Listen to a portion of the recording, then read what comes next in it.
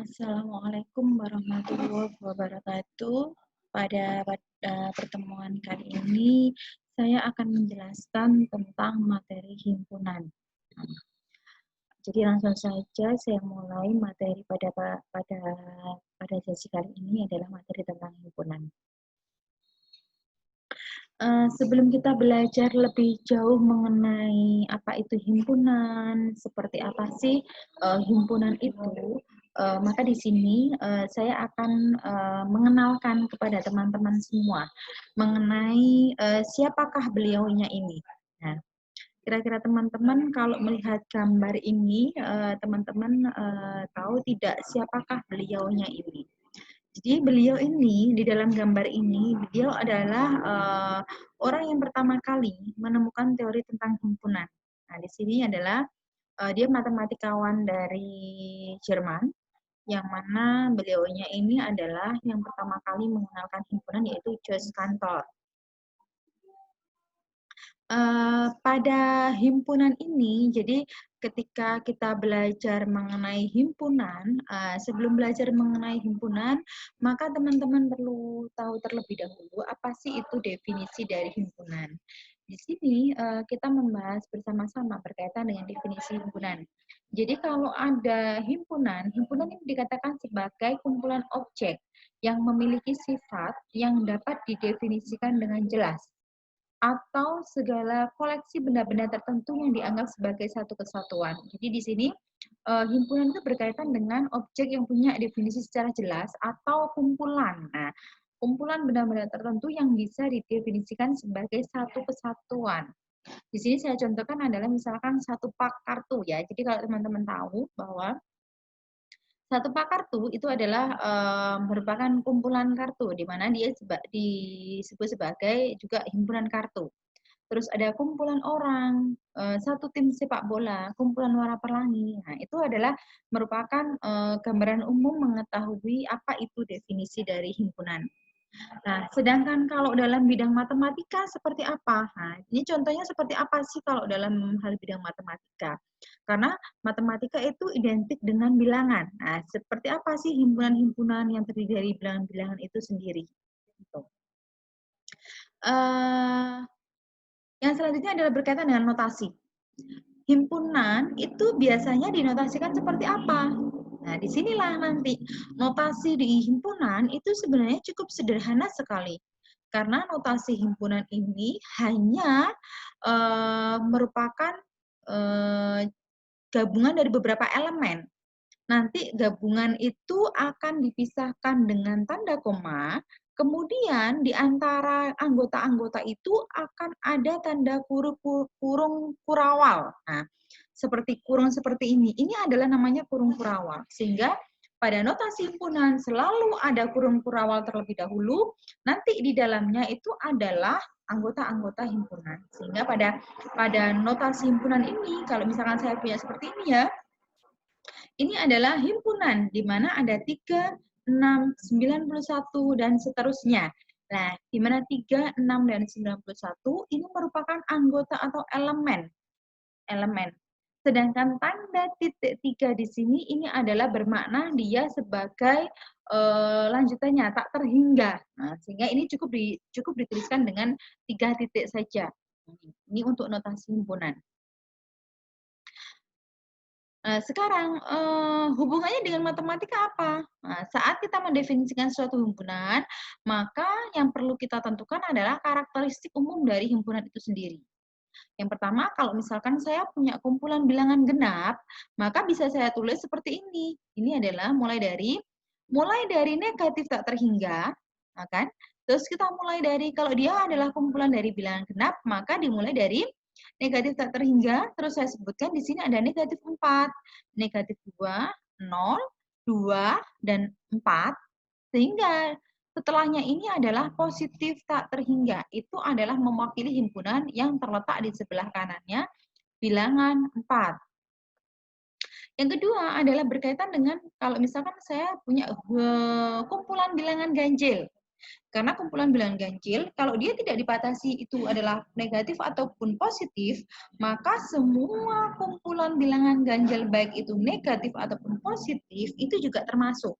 Nah, di sini saya punya negatif tak hingga, ada negatif 3, ada negatif 1, ada 3, dan seterusnya sampai pada positif tak terhingga. Nah, jadi ini nanti bisa dilanjutkan oleh teman-teman sendiri. Misalkan setelah 3 itu ada 5, ada 7, ada 11. Nah, itu adalah kumpulan dari bilangan ganjil. Sama juga kalau saya menyatakan di sini adalah kumpulan bilangan prima. Maka di sini adalah kumpulan itu dimulai dari bilangan 2, bilangan 3, bilangan 5, bilangan 7, bilangan 11, bilangan 13, bilangan 17. Nah, nanti mungkin bisa teman-teman juga kalau misalkan bilangan 19 itu juga masuk. Nah, sehingga nanti ini masuk kumpulan-kumpulan dalam bilangan prima. Nah, kalau misalkan saya punya kelipatan positif dari 3 yang kurang dari 10, kelipatan positif dari 3 yang kurang dari 10. Maka di sini dia mulainya bisa 3, 6, dan 9. Itulah masing-masing definisi dari himpunan yang dikaitkan dengan matematika. Nah, itu. Nah, dari definisi-definisi ini definisi secara matematika. Dalam definisi ini, kita juga bisa menyatakannya dalam seperti apa. Nah, kita bisa menuliskannya di sini, mendefinisikan himpunan berdasarkan pada propertinya. Seperti di sini, ini adalah himpunan A, di mana himpunan A itu adalah X sedemikian hingga X lebih dari 0. Yang berarti bahwa himpunan semua X sehingga X lebih dari 0. Nah, himpunan A di sini berarti bisa saya tulis sebagai himpunan 1, 2, 3, 4, dan seterusnya. Nah, ini himpunan A ini adalah dia merupakan himpunan X sedemikian hingga X lebih dari 0. Sehingga kalau ada notasi seperti ini, maka penamaan dalam himpunan dalam matematika itu adalah A sama dengan himpunan mulai dari 1, 2, 3, 4, dan seterusnya. Itu adalah berkaitan dengan himpunannya. Sekarang kenapa kita belajar himpunan? Apa pentingnya sih kita belajar dengan himpunan? Nah, himpunan di sini adalah sebagai properti dasar dalam matematika. Kenapa kok properti dasar dalam matematika?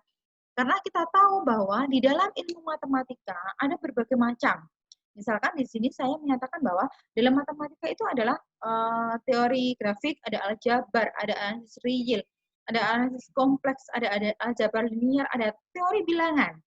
Dan juga mungkin di dalam himpunan-himpunan ini yang mendasarinya adalah bahwa pada materi-materi ini materi-materi yang rumit, tetapi dalam kaitannya teori-teori ini itu ada satu hal yang sama, di mana mereka semua ini adalah suatu himpunan.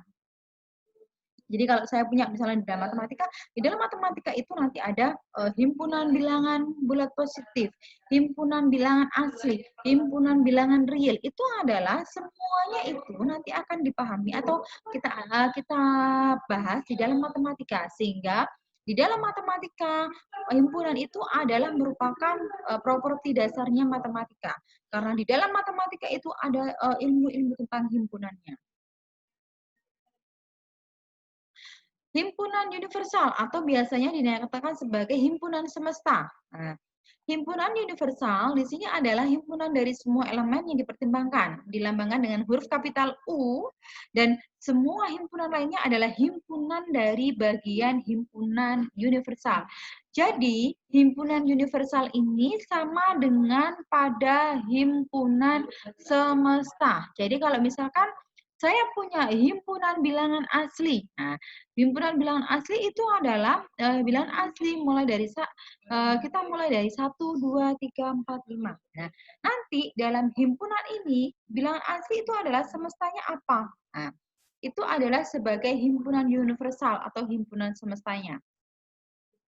Yang selanjutnya adalah diagram Venn. Teman-teman pasti tidak asing ya dengan gambar-gambar yang seperti ini. Nah, ini adalah bagian dari diagram Venn. Jadi di sini nanti kita akan membahas mengenai beberapa diagram Venn. Diagram Venn di sini digunakan untuk menyatakan hubungan antara himpunan dalam suatu kelompok objek yang memiliki kesamaan. Jadi kalau misalkan saya punya himpunan dan himpunan itu bisa dituliskan nanti dalam satu gambar diagram Venn. Nah, sehingga kita menyatakan hubungan himpunan itu bisa dalam bentuk suatu diagram Venn. Di sini ada himpunan yang sama. Nah, dua himpunan dikatakan sama jika mereka memiliki anggota yang persis sama. Pada pandangan pertama, mungkin mereka tidak terlihat. Tetapi setelah kita memeriksa secara sesama, ternyata mereka mempunyai anggota yang sama. Jadi, kalau himpunan dikatakan yang sama itu adalah himpunan yang memiliki anggota yang sama. Nah, sekarang kalau saya punya contoh, apakah himpunan A dan himpunan B ini sama? Nah, himpunan A adalah himpunan yang anggotanya adalah 4 bilangan bulat positif yang pertama. Sedangkan himpunan B ini adalah himpunan yang terdiri dari bilangan 4, bilangan 2, bilangan 1, dan juga bilangan 3. Kalau kita lihat sekilas, dua himpunan ini menyatakannya itu memang tidak sama.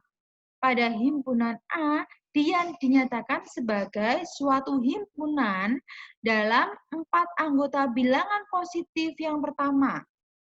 Sedangkan pada bilangan B, di sini adalah himpunan yang terdiri dari bilangan 4, bilangan 2, bilangan 1, dan bilangan 3. Nah, sekarang mari kita periksa.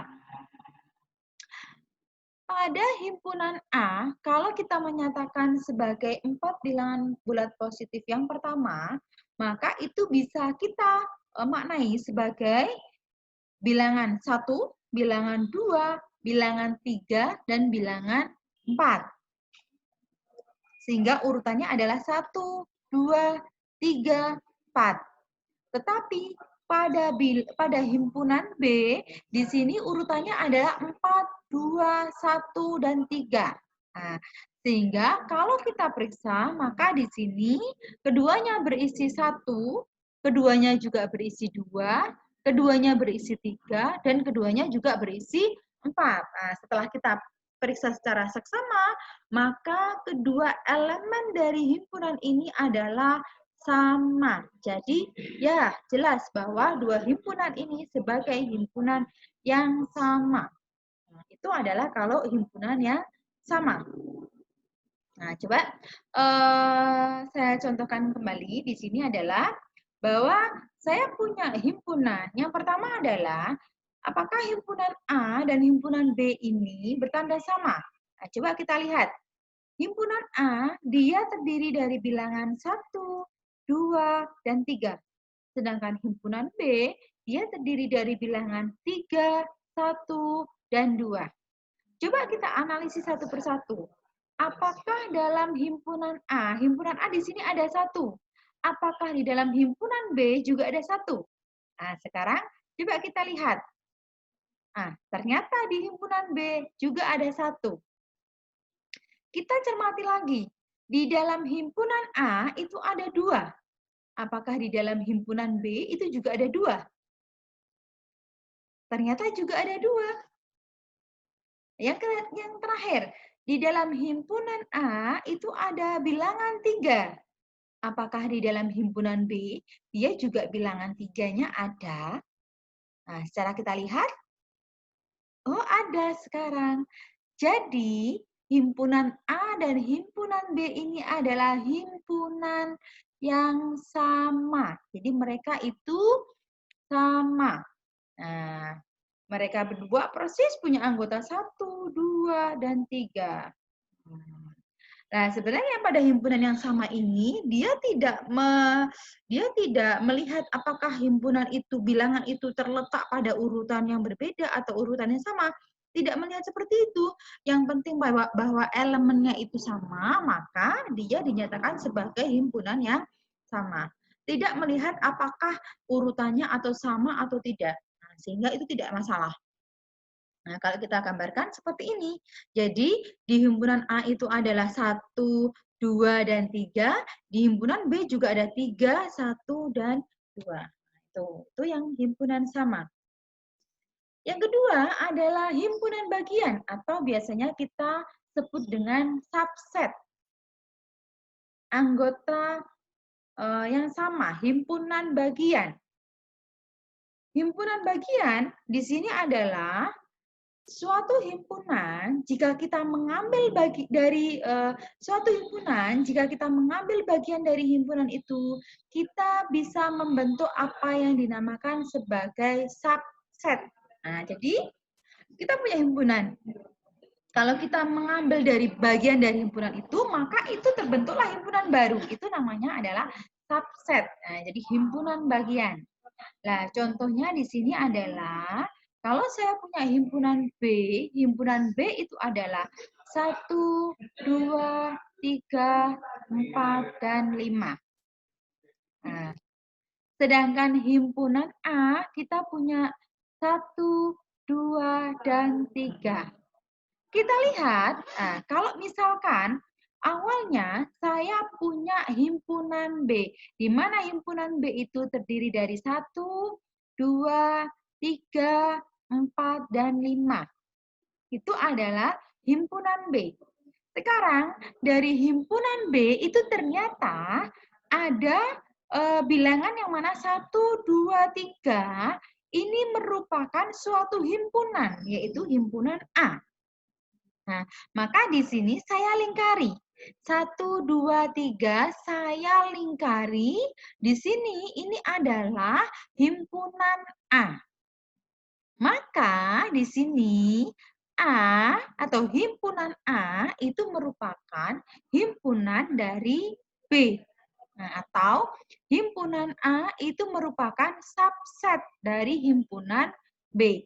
Himpunan A merupakan himpunan bagian dari B. Nah, sehingga di sini semua anggota yang A itu merupakan anggota dari himpunan B. Itulah maknanya sebagai himpunan bagian atau subset. Nah, sekarang kita juga bisa menyatakan himpunan atau subset himpunan itu sebagai notasi. Kita mengatakan bahwa A itu himpunan dari B, maka dia bisa dinotasikan seperti ini. A ini adalah simbolnya A subset B. Atau jika kita mengatakan bahwa A bukan himpunan bagian dari B, maka di sini A bukan subset dari B. Nah, ada juga yang menyatakan bahwa A itu bagian dari B atau A bukan bagian dari B. Jadi ini adalah simbol untuk menyatakan subset. Jadi boleh menggunakan seperti ini atau boleh yang tanpa menggunakan garis bawah seperti ini. Nah, sehingga ini merupakan simbol atau simbol dari subset. Ya. Kalau yang ada tanda garis miring di sini ini adalah berarti bukan subset. Yang selanjutnya adalah merupakan himpunan kosong.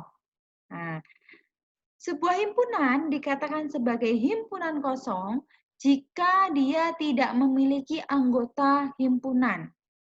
Sehingga himpunan itu anggotanya adalah kosong. Boleh ditulis seperti ini, boleh disimbolkan seperti ini, atau boleh dilambangkan dengan seperti ini. Ini adalah himpunan kosong. Nah, inilah sebagian materi himpunan yang saya berikan. Semoga nanti teman-teman bisa memaknai makna himpunan. Untuk selanjutnya nanti akan saya share-kan di Google Classroom kita ya untuk materi selanjutnya.